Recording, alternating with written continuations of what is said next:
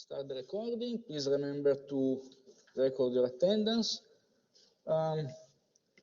We will begin exactly where we stopped before. So we were discussing this table, which is a pretty interesting table provided by Milanovic. This is a transition matrix.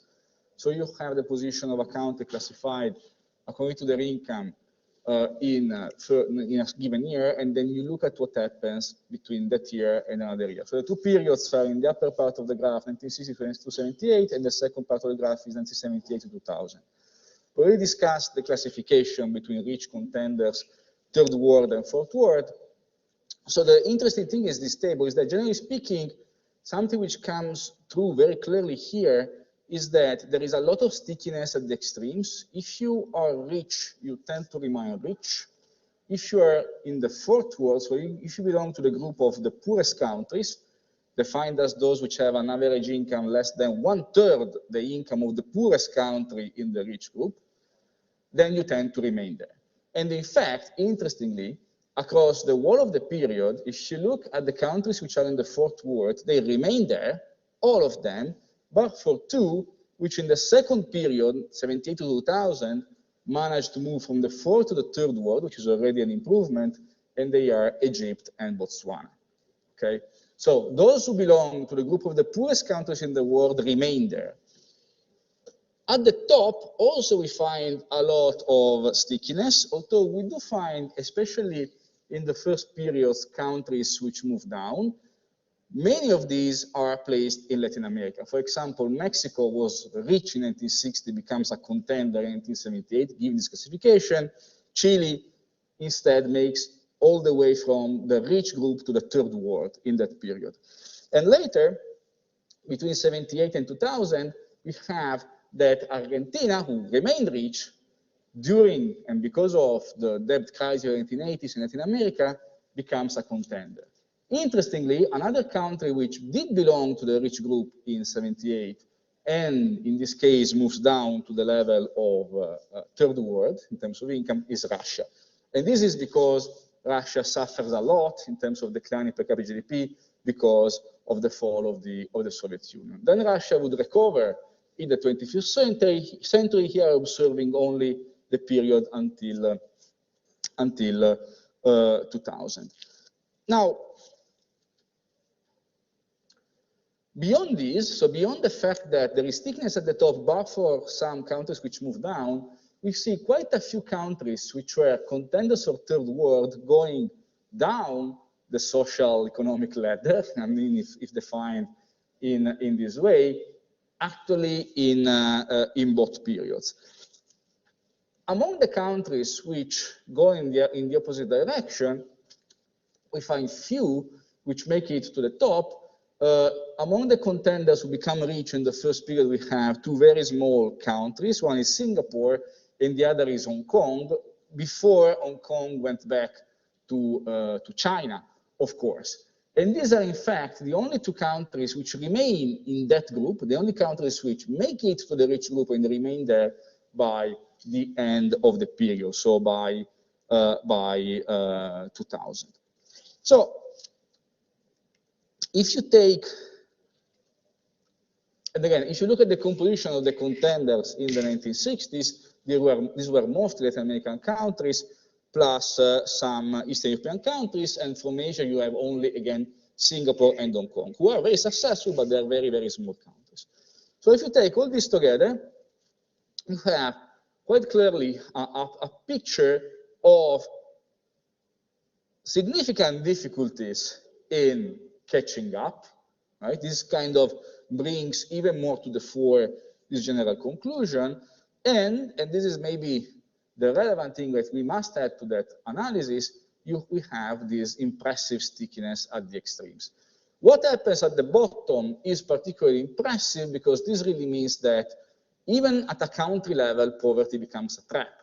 Maybe you heard talking about this poverty trap. What does this mean? It means that if an individual or a family fall below certain levels, in absolute or even just in relative terms, so compared to the rest of society, it can become extremely difficult for them to get out of that condition of poverty. This is called the poverty trap. The point is that if that is the case, you can't expect them to be able to do that on their own. It's not a matter of their ability to work or their willingness to work more.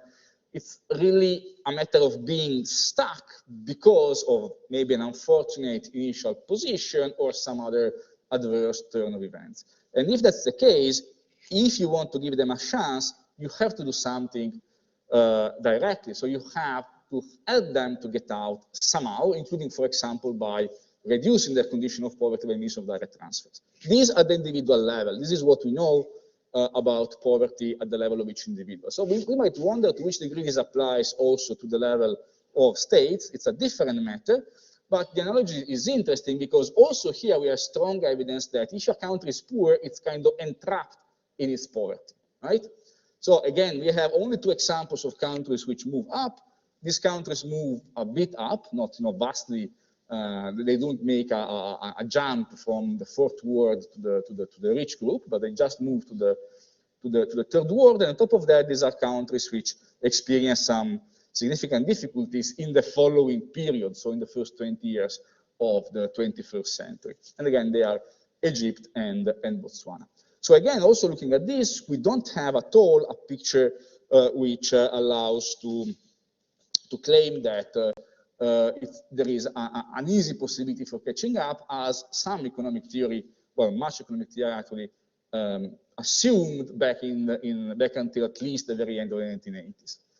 Now, if we look at what happens here, so which are these countries which seem to be on the verge of making it to the top, well, they have some features which are recurrent, these features which don't characterize all of them, but a significant amount of them. And these features are political instability and conditions of war. So in this graph you have the GDP per capita of 2 countries which were contenders in 1960, Iran and Nicaragua. What happens in both of them is that they experience a revolution, and after that they experience a period of war. In the case of Iran, Iran has a revolution against the Shah government in 1979. This triggers the second oil crisis. And after that, from 1980 to 1988, there is war between Iran and Iraq. And in that period, you see that the per capita GDP of Iran falls a lot and only starts recovering from the very beginning of the 1990s. In the case of Nicaragua, again, Nicaragua has a revolution in 1978-79, followed by a decade of civil war. So the story is very similar. Between the 2 dotted vertical lines, you have a condition of war, and this again leads down inequality. Part of the story here, and part of the, something interesting here is to assess which is the connection between civil war in particular and inequality, because Mianovic, for example, argued in other publications that that civil war tends to lead to inequality reduction, but of the kind of wrong, sorry, to inequality increase, so increase in extractiveness. But the point is that if you look at some other cases, for example, in Africa, the causation might be different, because you have, in some instances, you have a peak of extractiveness being reached before the beginning of the civil war, and that might has to do with some features of the political system which lead then to this kind of violent upturn of the political system and even to armed conflict within the state. So there isn't enough research being done on that, but surely the impact of war on inequality is complex. What is quite clear is that war tends to have a negative impact on per capita GDP, and this is what we are observing here. And then again, hopefully we'll have time at the end of the course to discuss kind of more generally in which way war can affect within states inequality. Now, very quickly, again, you will find this explained in greater detail in Mianovic's book. There are some features which seem to be associated with the chances of a country to kind of make it to the top of the distribution, and we are then trying to look at contenders which fail and countries which instead manage to move up. The numbers are not large, but interestingly, it seems that countries with lower inequality tend to experience an easier upward movement compared to those which have a lower inequality. If we look, however, at political systems, in this case, they are measured along a scale which runs from 0, which is the less open political system, to 10, which are the most open. Interestingly, you find that the successful countries in this data set tend to have less open political systems compared to the non-successful ones. Now, some of these are very small, relatively authoritarian states, like Singapore, for example. And then, of course, this also depends upon the regions of the world which experience certain broad events, like, for example, the debt crisis in Latin America. Nevertheless, it's quite interesting to look in this way at this data. Again, I would like to have time to talk about Africa and also to kind of discuss a bit the exam.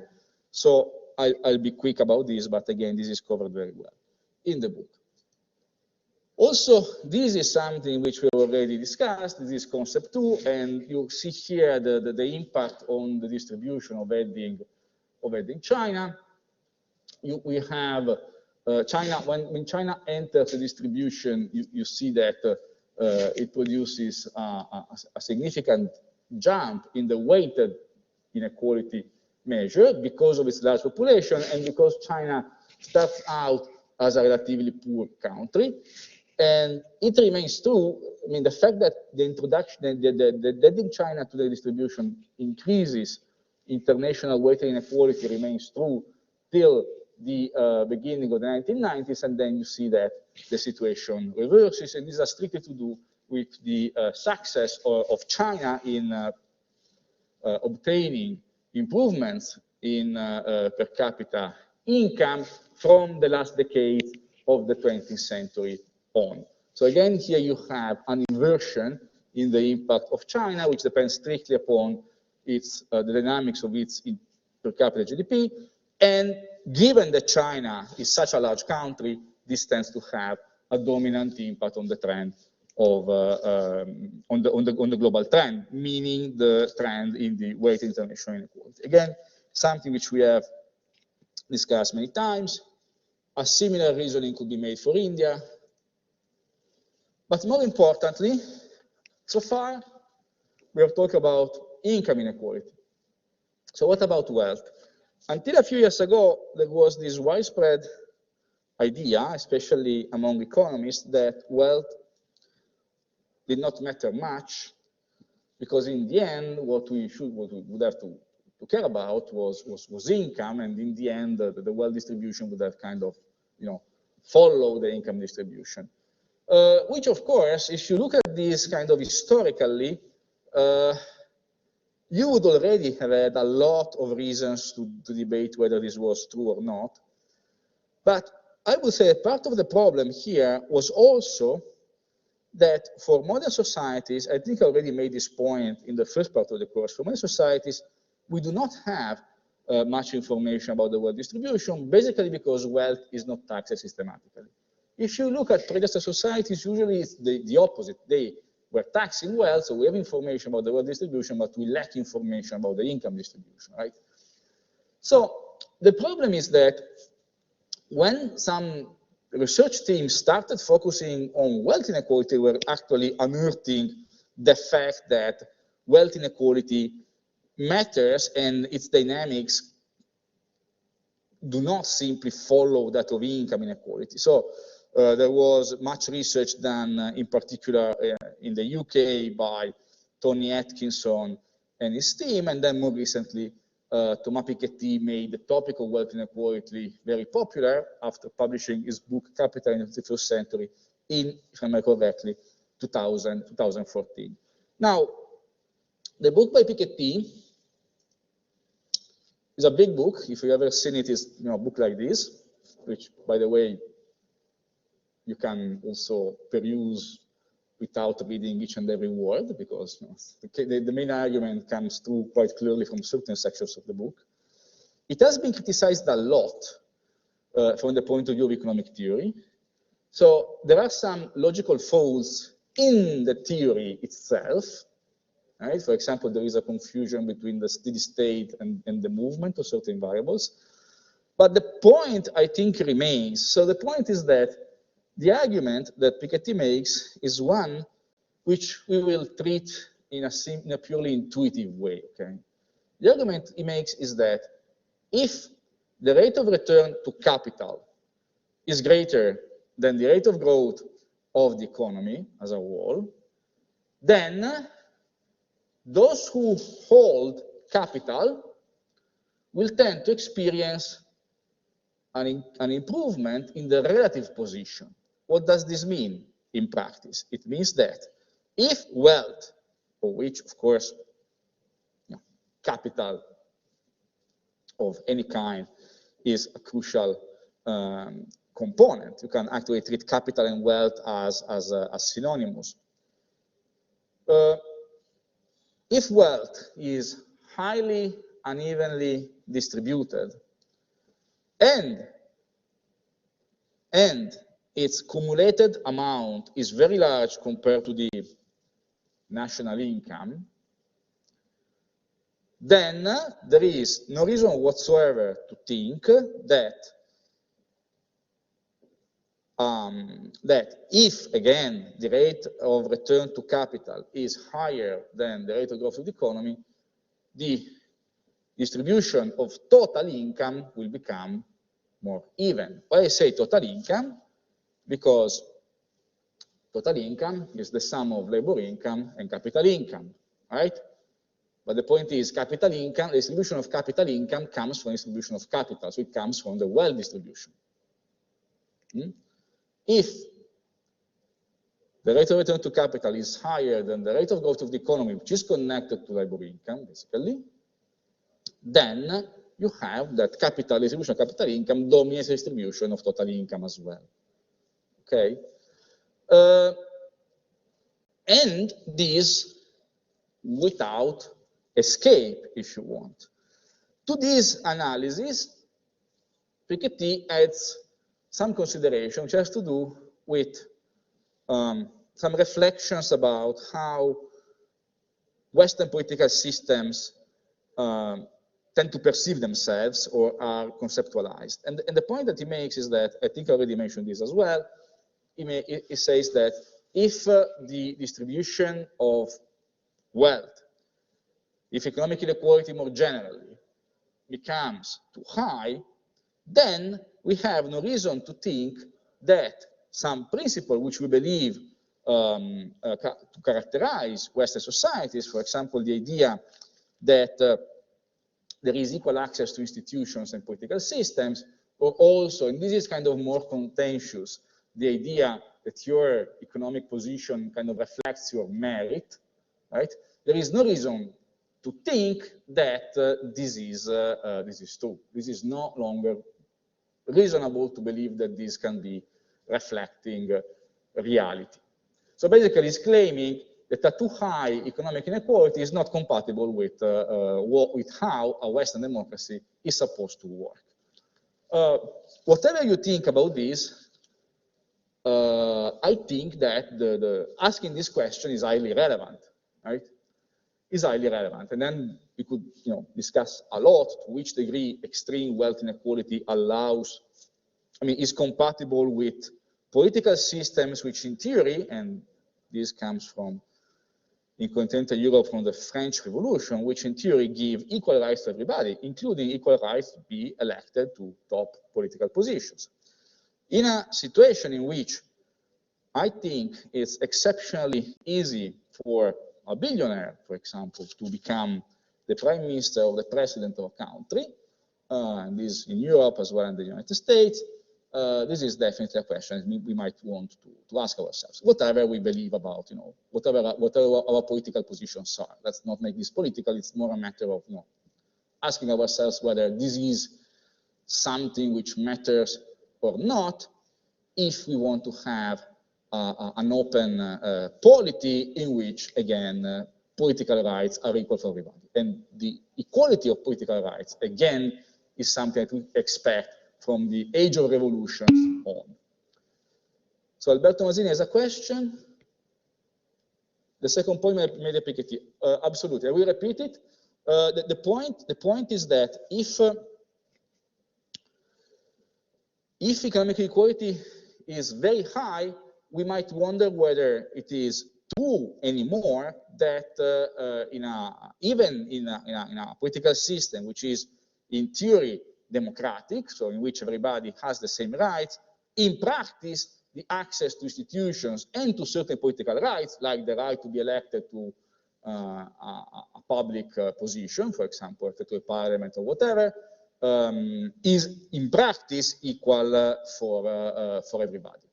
Piketty's position is that it isn't, and his forecast is of growing social and economic instability because of this, because he argued this is actually really incompatible with the inner working of the system.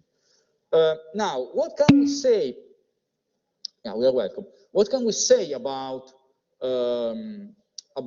how much wealth dominates income? Well, one possibility is looking at the capital output ratio. So you look at the stock of capital compared to the national output in a given year.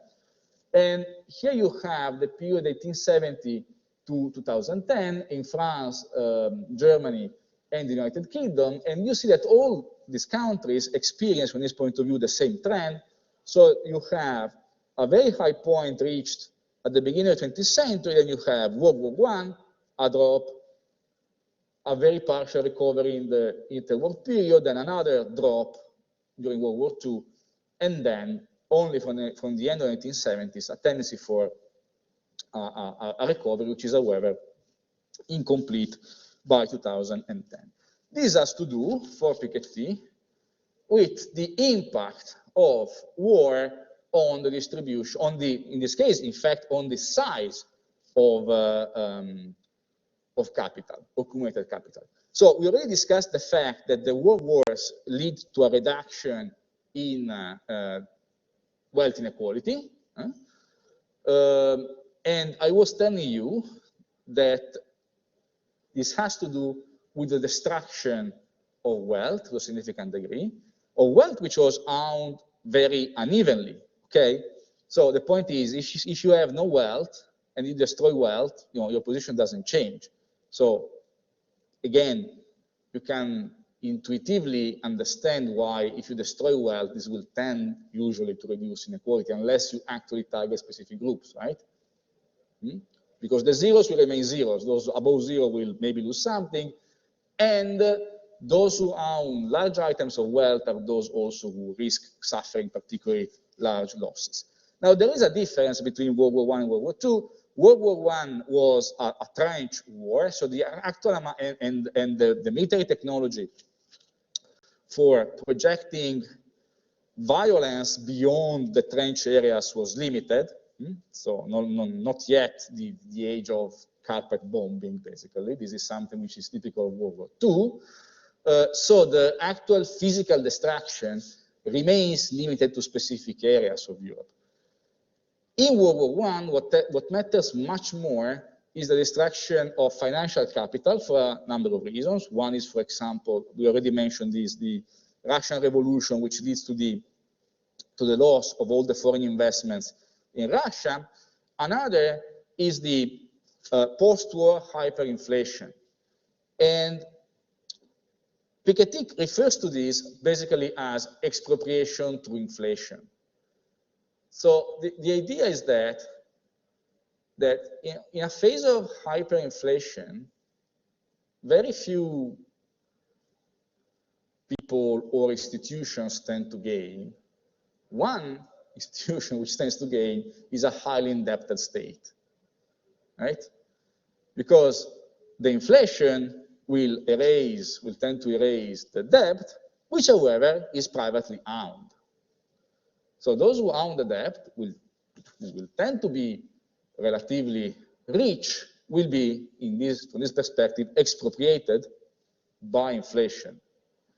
So this kind of evens the field. This is not desirable because I would say no destruction of wealth is desirable. If you want less inequality, you could obviously imagine that redistribution would be strictly better, right? Because at least somebody gains something. At the time of World War II, instead, we have mass destruction of real assets. Think about cities being razed to the ground in Germany, but also in France, in Italy, and in other countries.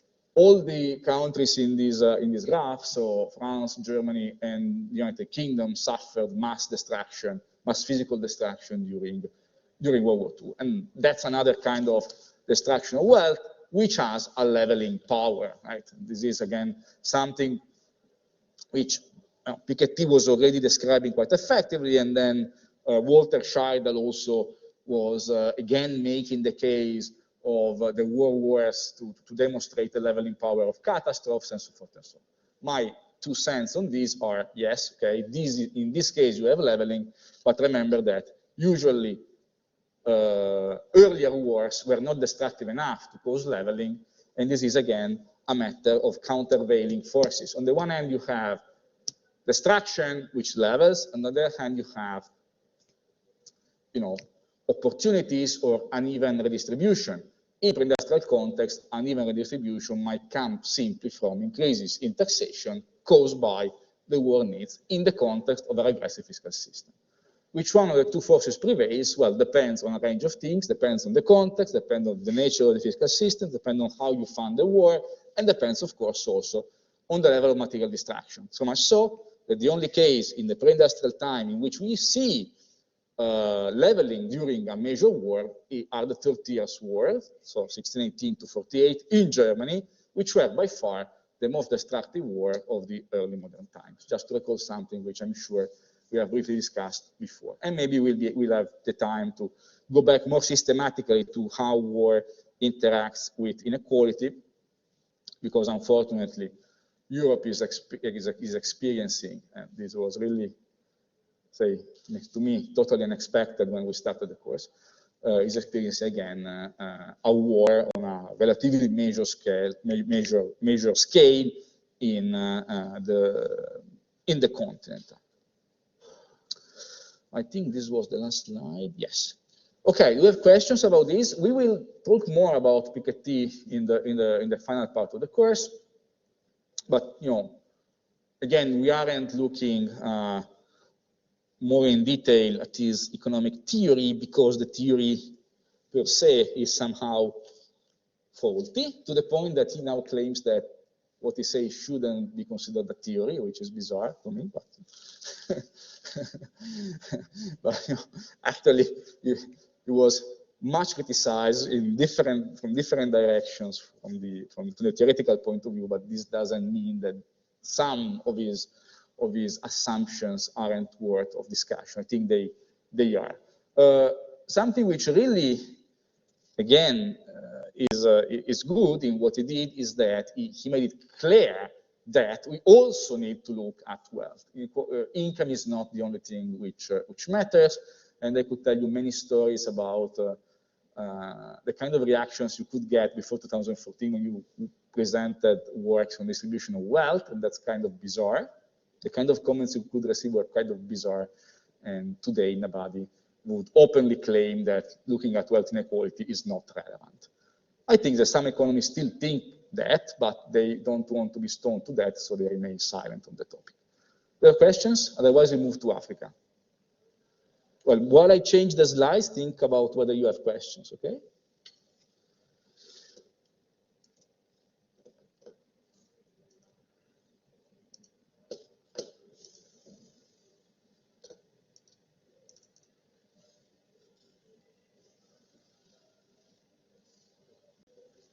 No questions? Not even from home? All clear? Okay. Now, we have discussed earlier today, briefly, the case of Latin America, one of the two world areas where which today stand out for relatively high levels of income and wealth inequality, okay? The other area, as you know, is Africa, and in particular sub-Saharan Africa. And I mean, whenever we look at pre-colonial estimates of whatever kind of variable you might think of for Africa, for sub-Saharan Africa, they are highly hypothetical. So what you have here are basically guesstimates. Here you have, however, guesstimates based on Madison, the chief producer of guesstimates, which continue to be around, regarding the ratio between African per capita GDP and that of the rest of the world. So the point is that, you know, if you believe this, till around the beginning of the 11th century, Africa was a little bit less developed than other world areas, right? And from then, you have a decline in relative terms, which then becomes much more stark from the colonial times on. So bringing together both the colonial and the post-colonial period. Now, again, these are guesstimates, but these guesstimates also tell you something about some assumptions which Madison were making. So if you look at this, and if you assume that this is true, which of course it isn't, in the sense that, again, these are numbers which have to be taken with great care. But what this tells you is that, first, the relative decline of Africa begins from before even the beginning of its interaction with Europeans. Strictly speaking, the interaction with Europeans in this case would not change anything in terms of the pattern. So you have no reason here to believe that, for example, the slave trade fueled by the European powers leads to a quicker rate of relative decline, because the line is quite flat. And then Madison incorporates kind of a very negative view about the impact of colonization, and the last period is the one for which we have something closer to decent estimates. And also, I mean, implicit here is the view, but again, this is based on data for the last period, that the view that the post-colonial sub-Saharan African government, so let's make my life simple. I will say Africa from now on, it's sub-Saharan Africa, okay? Not North Africa, which is a different matter. I will say Africa for the rest of the lecture as a synonymous for sub-Saharan Africa. So again, what's the problem here? I mean, the outcome of this whole lecture will be, this might be true in general in terms of timing. What we might argue, however, is for a greater impact of the interaction with the Europeans from the 16th century on, because you might argue that the demand for slaves of the Europeans could be one factor which actually deepens the tendency for Africa to kind of fall behind, which is not visible here, right? But again, these are guesstimates, and Madison was producing these guesstimates before many of the main works on the long-run sources of underdevelopment in Africa appeared. So, again, it's not that I have anything against Madison database. The only point I would like to make is that this is mostly built from guesstimates, and one must be aware of that. And of course, those guesstimates incorporate Madison views, which are informed maybe by a literature which is now more than 20 years old. The only point I want to make. So, when you have to use the estimates of per capita GDP for pre-industrial times, always check whether there is something more recent than Madison, at the very least, right? So also, if you want to work on this kind of stuff for your group work, be aware of that. And then if you have to use Madison, maybe check what he says about his measures, and you report his personal judgment about whether something is really a guesstimate or it's based maybe on some bits of evidence. Close parenthesis. Now, of course, GDP is not all that matters, but what is striking when you look at Africa is that Looking at other possible dimensions of development, you find exactly the same situation. So GDP we already discussed, but if you look at life expectancy at birth, so the year of reference here is 2014, in developed countries it was 79 years, in sub-Saharan Africa it was 59 years, below the world average of 72. If you look at literacy rate, in this case 2010, 99% in developed countries, 60% in sub-Saharan Africa, well below the world average of 85%. So if you look at pretty much any indicator of development, Africa, sub-Saharan Africa, tends to be positioned in a very low place. And then of the 29, again, of the 29 most underdeveloped countries measured according to the Human Development Index, which, as you know, are different components, which include life expectancy, literacy, and per capita GDP, 28 out of 29 are in Africa, the exception being Afghanistan. Okay, so it's quite striking. It's really the fact that poverty concentrates in Africa, relative poverty, and also absolute poverty, by the way, is really something which comes very clearly from whatever indicator you might want. If you looked at the prevalence of disease, you would get the same story. Of course, the prevalence of disease has a direct impact on life expectancy at birth. It's kind of incorporated there. Now, why is Africa poor? And that becomes the big question, because you can look at the proximate causes, which mean, okay, why is Africa poor today?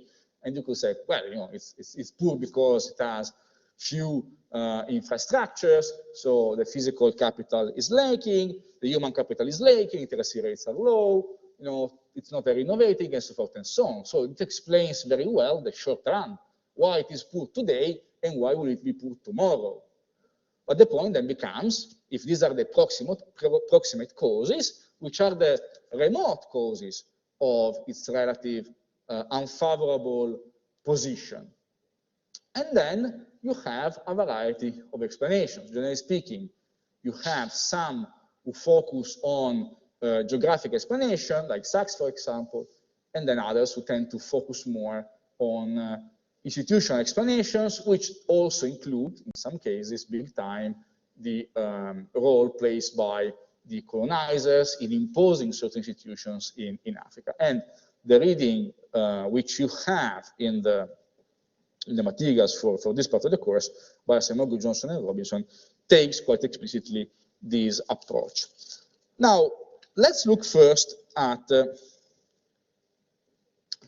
geography. Now, the idea that Africa is poor because of some sort of geographic condition is not new, because already the Greek philosopher Aristotle was basically making that claim millennia ago. Then, of course, he had some relatively racist views about the Africans, but the basic point was that because of extreme heat, they were in a condition in which they couldn't and wouldn't work a lot. That was Aristotle's about sub-Saharan Africa, about Africa in general. So the idea that there is something which is environmental there is not new. We have already encountered that, for example, in Goody, because for Goody the problem is why the urban revolution which we observe in Eurasia doesn't also involve to the same level Africa, and there isn't a clear answer, and as we said, it might be that some environmental factors play a role, and some actually probably played a role. For example, the prevalence of disease. Why? Because in order to have, I mean, this is really, again, epidemiology 1.1 in this case, okay? Sorry, not 1.1, epidemiology lesson 1. If you have an increase in population density in a given area, which is what you need in order to have cities appearing, then you have also an easier circulation of infection. But what's the problem? I think I already told you this. The prevalence of potentially dangerous pathogens for human beings is particularly high in Africa because the human species comes from Africa, right? So it's not by chance that Ebola appeared in Africa. It's not by chance that HIV appeared in Africa and then spread to other world areas. As we know, the case of COVID-19 is different, but there is respiratory viruses have a different epidemiology, but the point is, in terms of unknown pathogens which exist in animal reservoirs and so forth and so on, there is no doubt whatsoever that Africa has a particular environment which poses particular and extremely high health threats to human expansion, meaning by expansion, two things: increasing population density, so to a better conditions for the spread of infections, and also human beings pushing into areas which were wilderness before, which is exactly where they might get in contact with reservoirs, animal reservoirs of harmful pathogens, which then cross to human beings and might learn to spread human to human. So this is one reason why, again, you can see that the emergence of cities and then of more organized states in Africa might have been constrained by environmental factors. And then the soils which exist in Africa also, compared to those which exist in other world areas, for example in Europe, for example in East Asia, are poorer.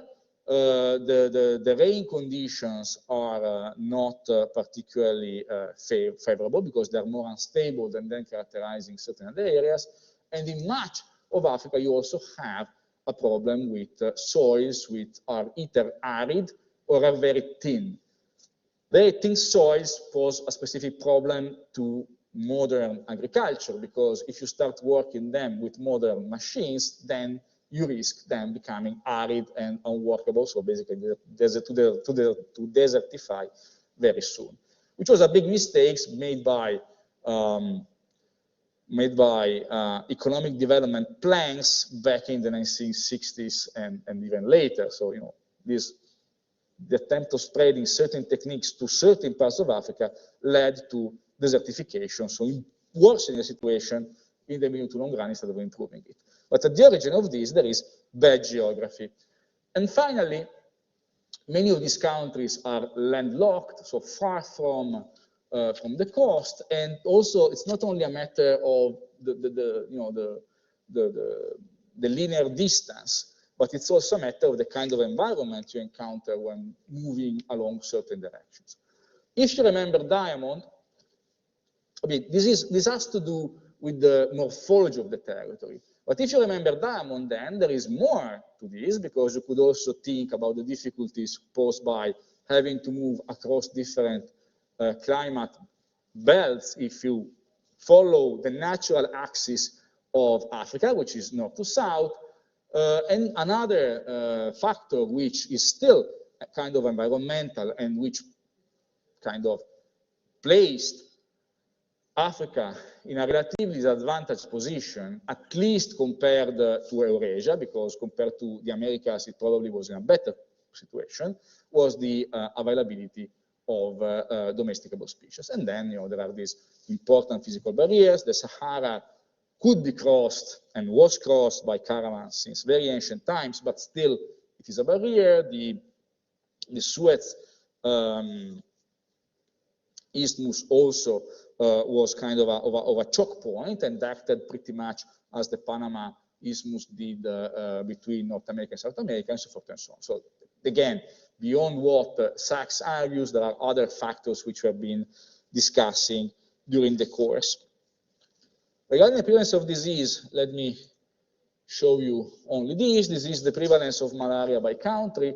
I realize now that I should update this map, because this is now more than 15 years old, actually, but this doesn't change. The point is malaria is an infection for which the connection between the prevalence of the disease and the environmental situation is particularly clear. You know probably that malaria tends to be highly prevalent in areas which are humid and where there is an abundance or where there's abundance of swamps and marshes. Malaria was endemic, for example, in certain parts of Italy, especially in central Italy, the Maremma area, both in nowadays Tuscany and Latium, and then in Sardinia, and it was defeated finally only during the 20th century. With, by the way, consequences for human health, which continue to this day, because the prevalence of certain blood diseases, anemia in particular, it's called Mediterranean anemia, has to do with the spread of genetic factors which are helpful against malaria, but when malaria doesn't exist anymore, the disadvantage becomes the only relevant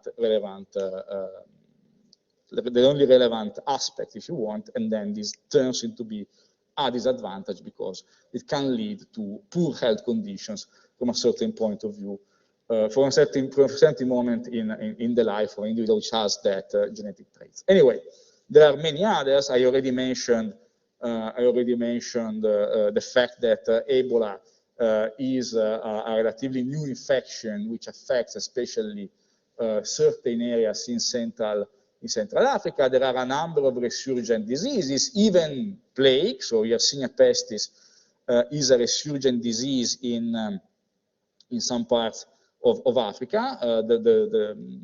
The worst epidemics of Yersinia pestis in the last years have taken place in Madagascar, where Yersinia pestis is endemic in the population of lemuri, which in English I think is something similar to lemury. I'm not sure about the exact translation. But it's kind of animal which exists in Madagascar. I should check the name of that. Anyway, this is kind of quite clear. So this is about geography. So there is something about geography in Africa which, quite probably doesn't play in favor of Africa. Of course, there are also other possible advantages. For example, a relative abundance of certain national resources. Africa is rich of certain minerals, for example, and there is a lot of biodiversity, which also is potentially a resource. But in general, in terms of long-run development, these other factors might have prevailed. Now, what about institutions instead? Now, we will refer mostly to Acemoglu, Johnson, and Robinson for this, but be aware of the fact that when we think, for example, about insecure property rights in Africa, which for them would be one of the reasons why, one of the institutional factors leading to long-run underdevelopment, we've already seen from Goody how this might be the long-run consequence of Africa not going through the urban revolution to the same scale as other Eurasian areas, right? Why? Because if you remember, our population in which which is relatively nomadic will not need private property in the same way as a population which settles and starts farming, right?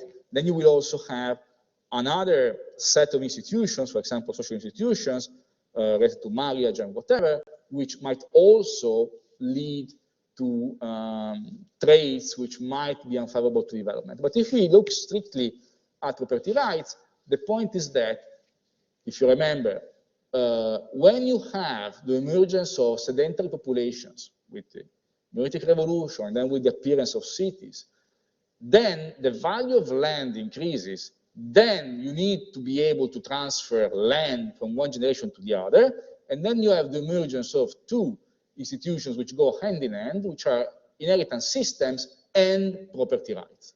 So you have to know who's the owner of what, and you have to have a set of rules, so institutions for transferring the rights to that property across generations. Okay, Acemoglu, Johnson, and Robinson connect more property rights to the functions performed by the state, so they tend to connect them more to the fact that you don't have the emergence of many strong and centralized states in Africa compared to other areas. But again, this connects also very well to the argument made by Goody, because Goody provides us with a theory of why this happens, and why this happens for Goody is the lack of the urban revolution in Bronze Age, in Africa during the Bronze Age. And then it might be also that those states which did exist in Africa had particular features, what Weber, I mean, they were of the kind that Max Weber called patrimonial states, which make them less suitable for allowing for substantial economic development in the long run, because basically they don't constrain the action of the leaders, they allow leaders, political leaders, to treat the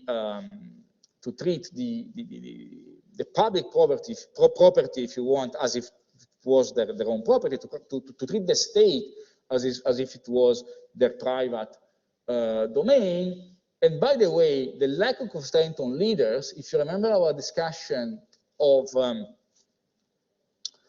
what Norton Weingast say about property rights, that also contributes to making property rights insecure. Right? So what I was telling you, that Acemoglu et al.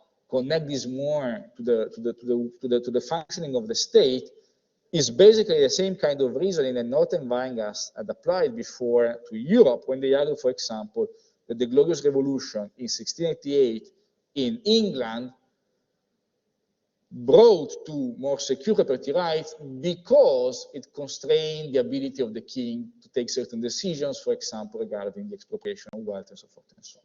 Okay?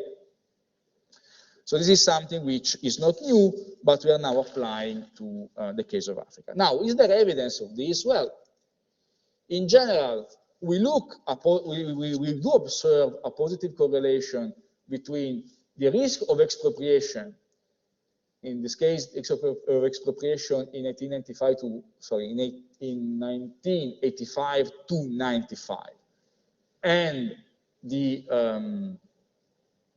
GDP per capita.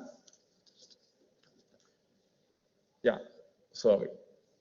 To read this correctly, the x-axis is the protection of property rights, right? So the higher, the better.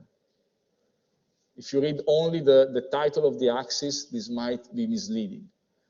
What you measure on the x-axis is the protection of property rights. So the higher, the more secure property rights. And then you see the connection is positive. The more secure property rights are correlated in a positive way with GDP per capita, GDP per capita. And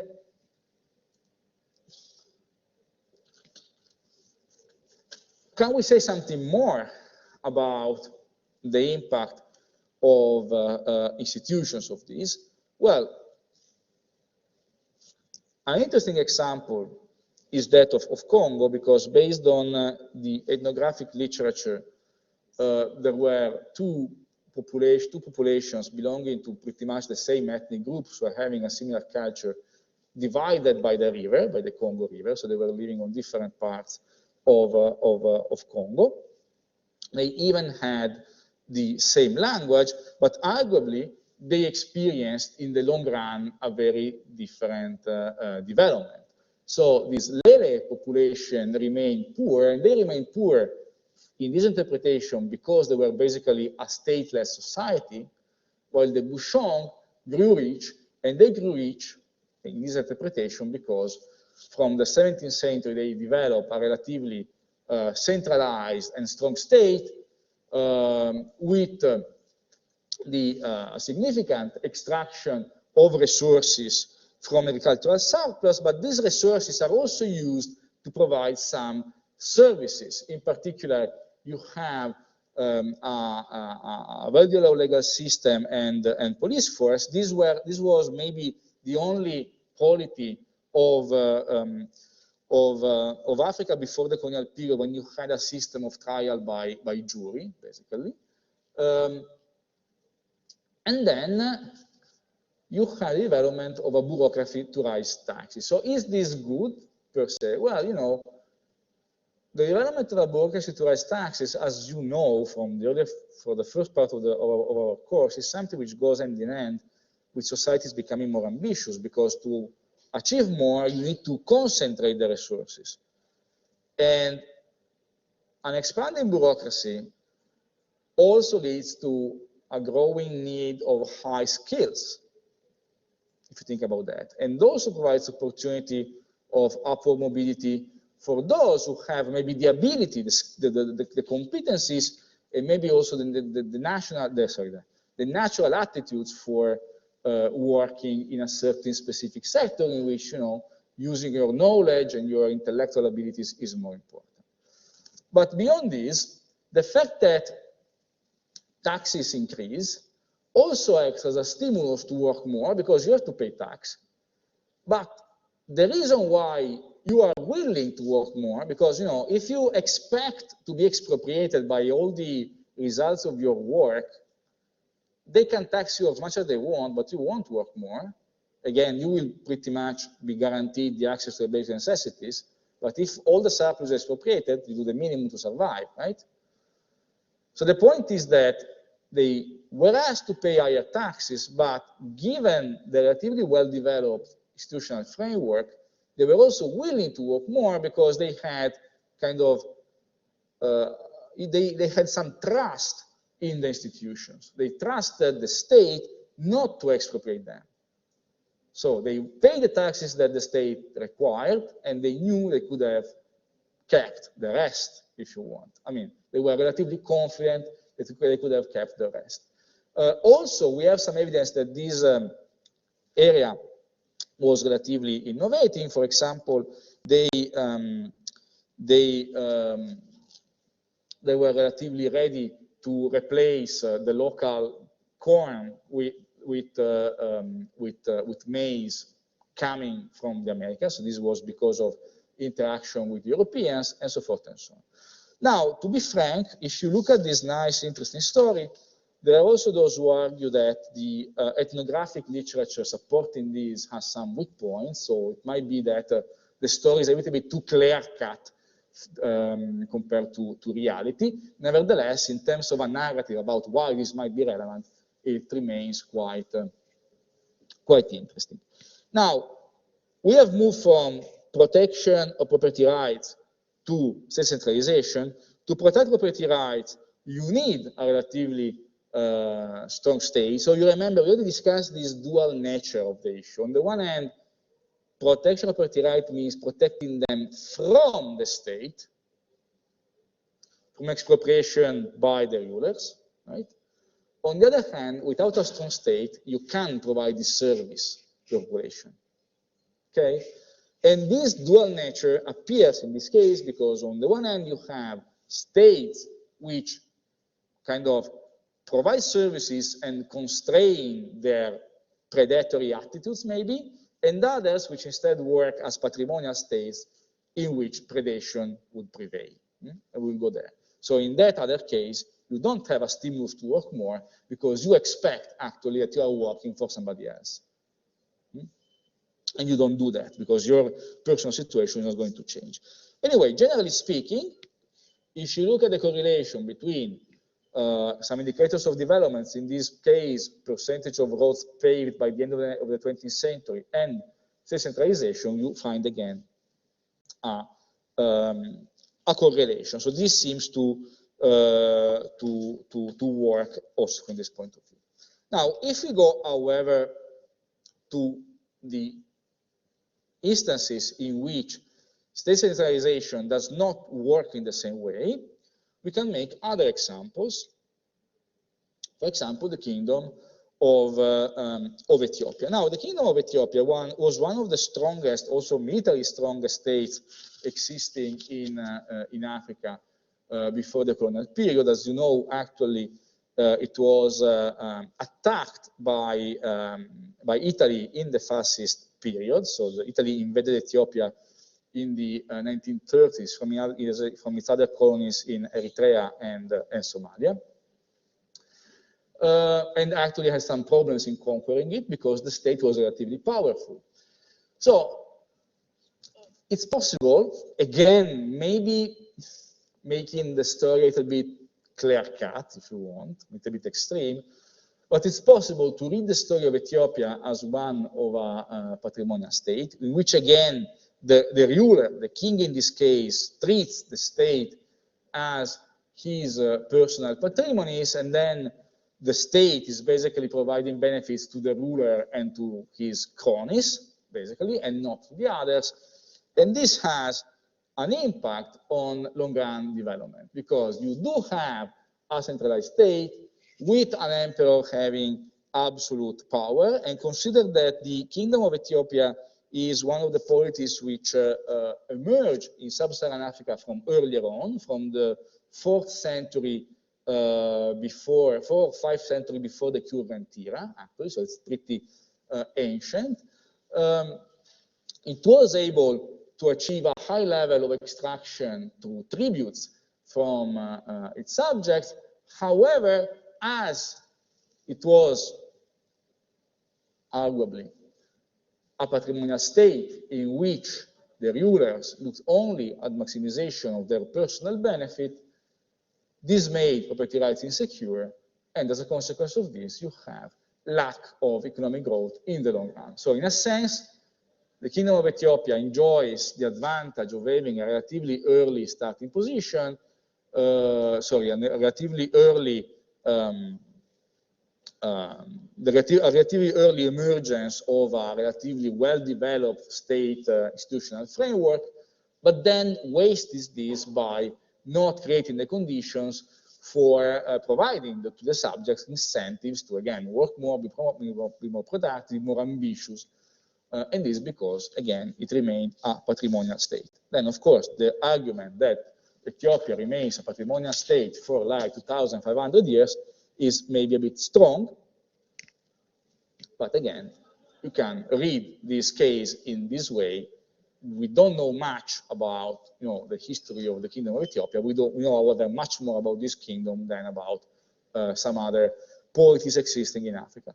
I think I already told you that when we think about pre-industrial Africa, one problem we have is that the knowledge we have about the ancient states existing in Africa changes continuously because and thanks to archaeology mostly. So there is a relative scarcity of written sources for at least some of these polities, but however, the amount of knowledge we have is continuously improving. And there is a lot of effort done internationally in unearthing more and more of the ancient African history. So, there will surely be the possibility in the upcoming years of going back to some of these topics, which also are kind of popular in economic development, if you want, but with better data and maybe a possibility of doing better and more and sounder analysis as well.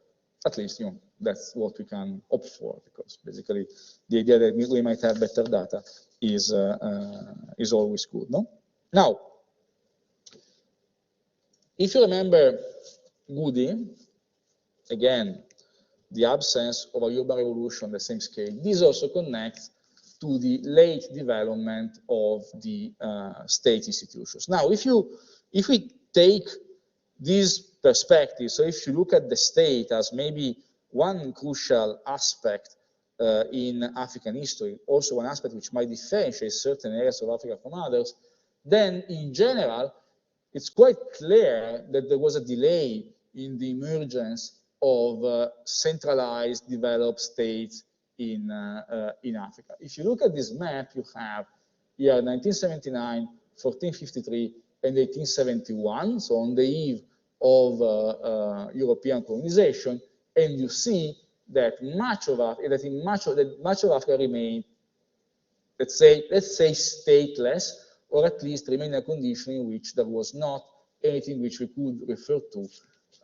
as an organized and relatively centralized state. And especially if you compare this to the Mediterranean area, Europe, the Middle East, it's clear that there is a significant delay. And at the origin of this, you can easily think that there is the late emergence of cities, so the delay, not the delay, but the fact that Africa does not join the urban revolution in the same way as much of Eurasia did. So another way of looking at this, and again, these are very rough estimates, is to look at the ratio in state capacity between the world and sub-Saharan Africa. And you see that across the period, so across the last 2,000 years, and the graph ends at 1950, by the way. Africa has always been below the rest of the world. There has been a phase of relative recovery, which is the phase which in this map you can read as the one between 1453 and 1871, when you have the appearance of more organized polities in a significant part of Africa, but the gap is never fully completed, and then in the colonial period you have a further deepening of the distance. Now, is state capacity all that matters? Well, another way of looking at this is bringing together Madison with the state capacity ratio. And the point is that if you look at this graph, you have a clear indication that there might also be something more beyond state capacity itself, because otherwise you couldn't explain easily the apparent opposite movement of the two trends. It's possible to reconcile the things, but you can still take this as an indication that state capacity per se is not sufficient. One reason why it might not be sufficient is that much depends on the kind of states which developed. Again, were these patrimonial states, maybe most of them, or other kinds of states. I mean, if you follow this reasoning, you could also think that, for example, high state capacity in early modern times might be related to providing the Europeans with the goods they wanted to buy, and those goods included big-time slaves. So you have slaves which develop we have states which develop state capacity for the purpose of feeding the slave trade. That's one possible way of looking at this. Not telling you that this is true, but there are some studies which argue that this is pretty much the case, right? So it's not only state capacity per se, but also what states did with their greater capacity. And this, of course, makes us think immediately about the nature of these institutions. Were they to the advantage of the general population, or were they extractive and then implicitly to the advantage of the elites only? Which is exactly the same problem we have encountered when thinking about Latin America, discussion we had this morning. Following also, again, the lines which we have been introducing before, we can look at 4 different phases. So, how was Africa before the arrival of the Europeans? And by the arrival of the Europeans here, I mean the opening of the Atlantic trade routes, which were the precondition for making the African polities and the African people who existed and lived along the shores of Africa, potentially better integrated in the trade system which the Europeans were establishing. Then you have, and that is closely connected to the period of the slave trade. Then you have the period of the formal colonial rule till about 1960. Again, remember what happens to our estimates of unweighted international inequality in 1960, when you have this bunch of states which enter distribution because they become independent, and then we have data, and then finally the post-independence period. Now, if you look at this, then the first question you have to ask yourself about institutions, because of course environmental factors can be expected to have played a more or less similar role across time, until certain things changed, for example, until certain improvements in sanitation and in medicine started making it possible, for example, to overcome certain limitations posed, at least in certain areas, by the prevalence of infection. Anyway, in general, all environmental factors tend to play a more homogeneous role across time compared to institutions, at least potentially. But if you focus on institutions, the first question to answer is whether African institutions were favorable to development from before the arrival of the Europeans. Now, this is kind of contentious because, for example, slavery was very widespread from before the arrival of the Europeans. Some estimates place the prevalence of the population in conditions of slavery in between 30 and 50% in Africa, right? Others have challenged this, but you see that the high estimates are actually extremely high. The state did not provide many services, and there are also some significant deficit in certain key technologies for development. And then we have all that Woody argued for. We have a system, an institutional framework which differed deeply from the European ones according to some cushion institutions, inheritance system, marriage system, property rights, and so forth and so on. But then, so the starting conditions might have been not favorable to begin with. But then the Europeans arrive in the meaning which we already discussed. So the Europeans arrive along the shore, they started trading with the African people, and what they wanted, especially when they established their domains in the New World, what they wanted were slaves, because, as we said this morning, they had a huge problem with the scarcity of workforce, also as a consequence of the demographic collapse of the Native American populations. Okay? But the point is that simply by demanding slaves, they might have led to a perversion of the institutions existing in Africa. Because, for example, there are studies which argue that this leads to a need for more slaves, and this leads, for example, to changes in the law system, juridical system, which lead even minor crises to be punished with slavery, because then you can sell the criminal to the Europeans. If what you want, if what the rulers of the state want is to maximize their revenue, they want more slaves, and this might lead to that.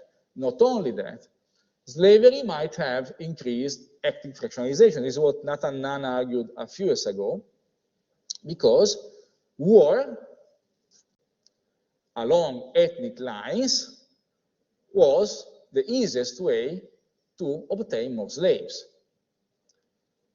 Now, this has been criticized a lot, especially from by some specialists of African history. I'm not an expert in the topic at all, but I mean, the issue of causation here is quite contentious, because you can also imagine that war was itself the consequence of high ethnic fragmentation and for a number of other reasons. But this also has to do with the debate about the intensity of the slave trade in different areas and periods. Anyway, this might also have come from this. So slavery increased ethnic fractionalization because it made ethnic groups more hostile one to the other, because there was an incentive to go to war in order to capture slaves. And this leads, in the long run, to unfavorable conditions, because that doesn't disappear. That hostility remains there. And it resurfaces in modern times, in moments, in circumstances which are difficult for us Westerners to understand, actually, because we are not used to think about this kind of conflict. And we are always surprised when this happens in Africa. And if this is true, then what the problems that are related to that today might be originated or might be higher because of something which happens centuries ago in connections with the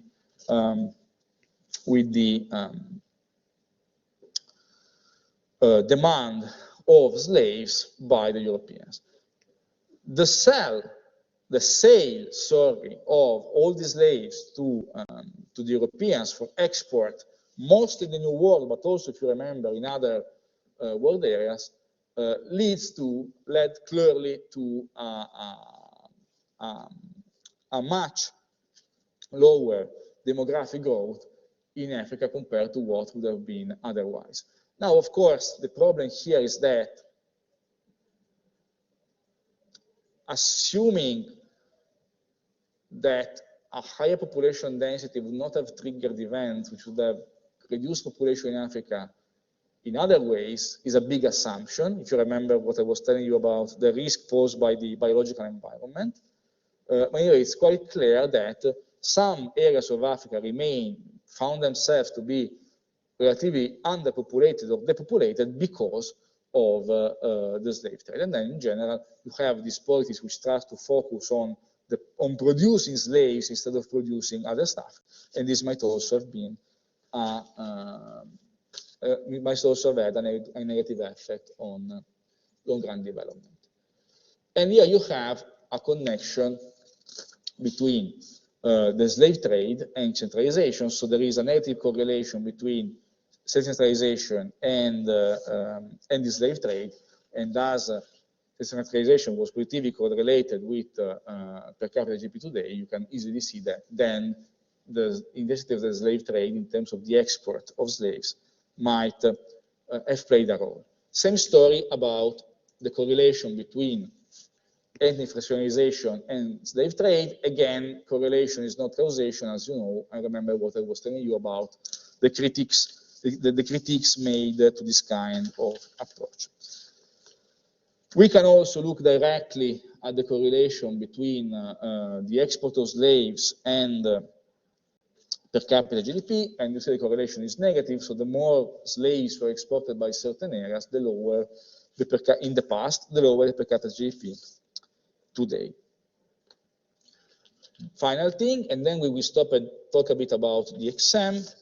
We can look at different groups of states, those who did not export many slaves and those who exported a lot of slaves, and you see that in terms of trends in per capita GDP in the second half of the 20th century, there appears to be a clear divide. Anyway, given the nature of the question and the limitation of the data available, this is far from being the final answer to the question we have. But clearly here there are some very interesting hypotheses. Now, next week we will resume from the colonial period. We will conclude our discussion of Africa, and then we will move into a study of within states inequality in the 20th century, and in fact until today. And this will occupy the next 2 or 3 lectures. Okay, now let's talk a bit about the midterm exam. Did you take it, all of you? Okay. I suppose that also most of the students at home did. I think, in fact, that almost all the students who attend regularly the course did it. The exam went well, generally speaking. There is a bit of polarization, so some exams were not, had some problems. I will begin then by repeating what I told you at the beginning. I'm totally happy if you drop the mark of the partial and come straight to the general exam. No problem whatsoever. The program is the same, only you have also the second part. Okay, there is no disadvantage in any way, and you are entirely welcome to do that. It's not like I am against that. I know that other courses have different policies, but you know, I told you from the very beginning that this is your choice. Be aware, of course, of the fact that first, there are many items in the final evaluation. So, you know, if you also did the descriptive report, you know, that matters maybe, then you have the second exam, the second partial exam, then you have the group work and whatever. So also consider the amount of effort you have to put in that, especially if you have a heavy exam agenda for the second term. Now, if you remember the questions, the first 2 questions were the general ones. The first was about the proto-divergence, Eurasia versus the rest. We have seen, we have discussed the views basically of 2 authors about this. Diamond, who focuses more on, you know, America, the Americas versus the rest, and then Goody, which we focused on because it kind of offers an explanation of why Africa stays behind compared to Eurasia from, in this case, from the Bronze Age. So diamond is the Neolithic Revolution, and Goody is the Bronze Age. And also we said the Bronze Age is a much less generalized process compared to the Neolithic Revolution. The thing which I found, I mean, the most found, and this characterizes exams.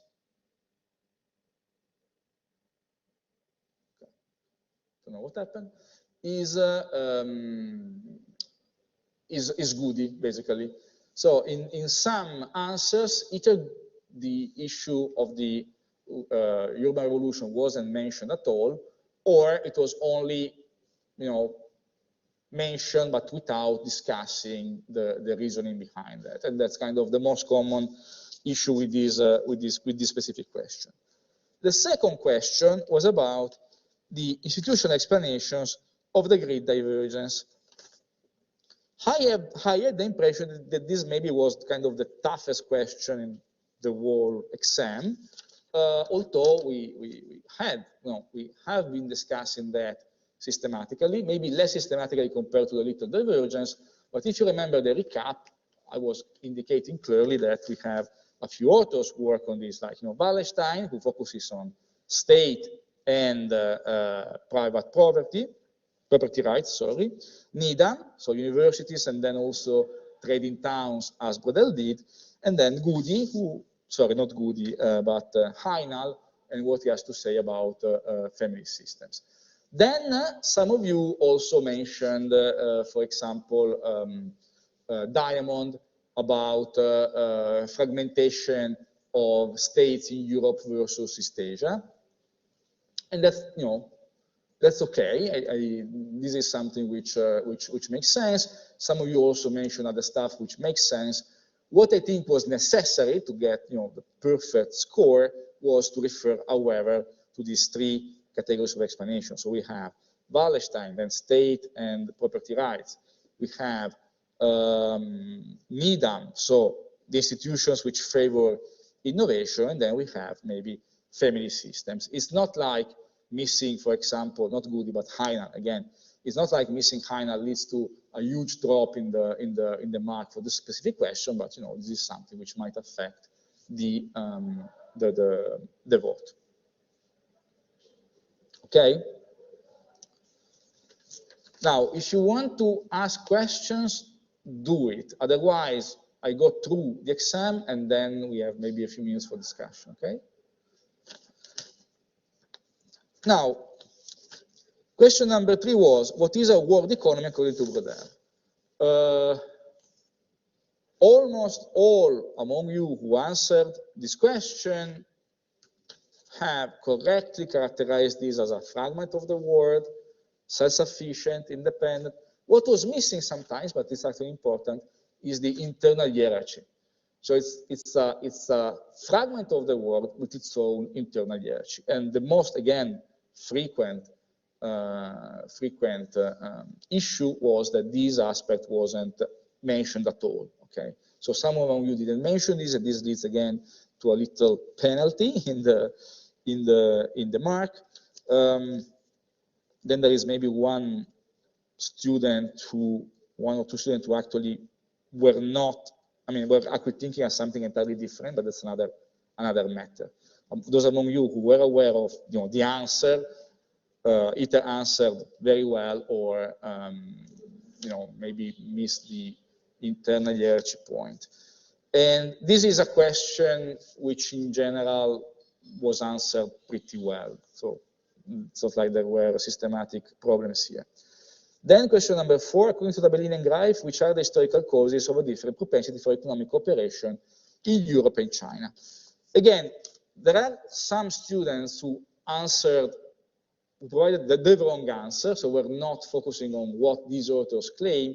Those who did usually answer pretty well. And the point here is that Tabellini and Greif focus on differences in behaviors coming from religious prescriptions by Christianity in Europe and by Confucianism in China. Now, so you have on the one hand, Christianity, rules about marriage which constrain you to marry outside of kin, and then you have development of cities in which you have institutions which actually are aimed at assuring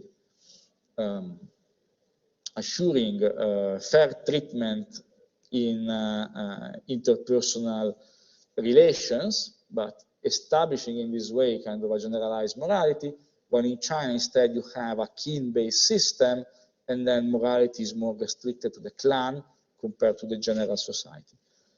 Sometimes, to me, the perfect answer then would have also have made the implication for today, which might be that this explains why interpersonal trust is higher today in Europe, say in the West, in Europe in particular, because these authors are focusing on Europe versus China, compared to China.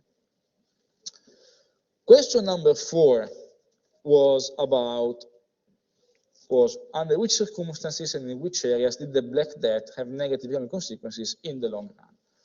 Most recurrent mistake here is not thinking about the Black Death, but at the 17th century plagues. Now, strictly speaking, the Black Death refers to one specific plague pandemic, which is the one beginning in Europe in 1347.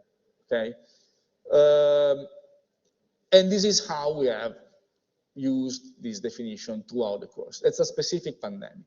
If we look at that plague, we have mentioned a few areas for which, for different reasons, the Black Death might have had long-run negative effects.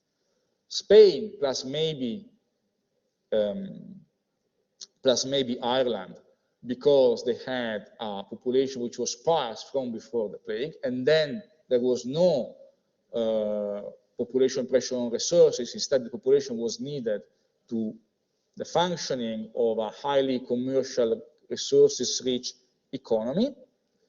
The case of Egypt, which is totally different, because in Egypt, population was very dense, not sparse, and it was needed, however, to keep in full efficiency a very complex irrigation system. So when you kill half the people, you have the crumbling of the system. And finally, we have just mentioned the case of East Europe, where population was relatively scarce, markets were not developed, and then after the Black Death, the landowners could not rely upon markets to find scarce labor, but had, well, decided to force the laborers to work for them, and this leads, according to an interpretation, to a second serfdom. Now, this is what we have discussed, but the third point we have only mentioned. So what I really consider necessary for getting the full 6 points is a discussion of Spain and Egypt, getting the difference, however. And in some cases, the students, a couple of students have mixed up these two different situations. Okay, and that, of course, is a mistake. But in general. But among the short questions, this might have been the one in which I found more issues. And I would say a few students actually were making confusion between the 17th century and the 14th century. But the story there is pretty different, and I was referring to the Black Death specifically because this was a short question. Okay, so what happens if you answer about Spain and Egypt in the Black Death period, and also add something about the 17th century? Nothing. The problem is only, because I wanted to be tolerant of this, the problem is only when you answered about the 17th century and not about the Black Death itself. So the point was, is what was required by the question missing or not? If it is present, okay, I'm not, reduce the score because somebody was talking about the 17th century. Of course, if somebody instead was predating something which happened in the 17th century, that's another matter, because that's really another matter. That's a mistake. It's not simply adding something which you might have misplaced because you were thinking about plague in general and not about the Black Death in particular. Final question, question number 6. This has been, to my surprise, the least optioned of the short answers. I don't know why. So few students answered this one. Those who did, maybe in one case for sure there was no graph, while, as I told you in class, provide a graphical example means I want a graph, and I told that in class because I remember from other exams when I asked the same question, that was something which presented a problem. Anyway, this really was answered by very few students. So again, I don't think there was any question which presented systematic problems. These are kind of the more recurring issues as I remember them. Do we have questions about this? You will get the marks either tomorrow or on Thursday, unless there is some issue with the administration. But I am basically finished marking everything, and I only need to kind of wrap up. You have a question?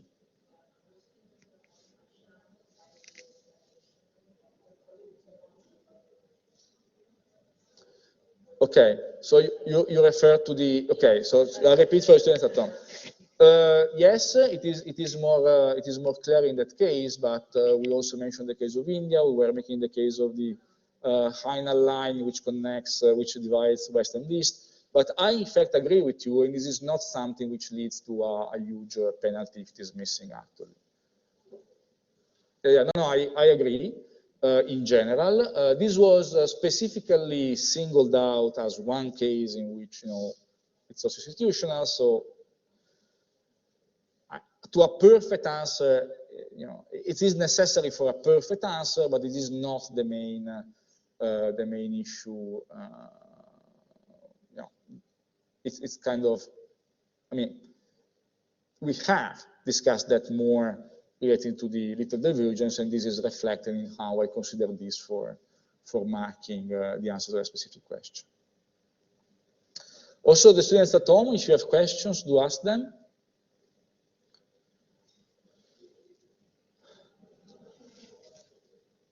The descriptive report. You will get the marks by, I think, by Friday. Yeah, also in that case, I'd hope to be kind of quicker.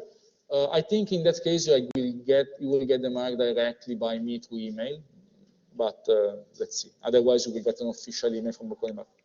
That's only a way of spreading the information. It's only the practicality of this. Something I didn't tell you. I told you this morning that I have uploaded in the Blackboard space the reading list for the second part of the exam. I've also uploaded a sample of the second partial exam, okay? And that's exactly the first partial exam, the second partial exam, which I assigned last year. So it was the May partial exam. If you want, I could also upload an example of the general exam, but that's the same, because the general exam will be like this. Of the two compulsory questions, or two essay questions, one will be about the first part and one about the second part. And of the other 4 short questions, 2 will be about the first part and 2 about the second part. So the exam is no longer than the partial, only the program is larger. Okay, the structure is the same. Yes?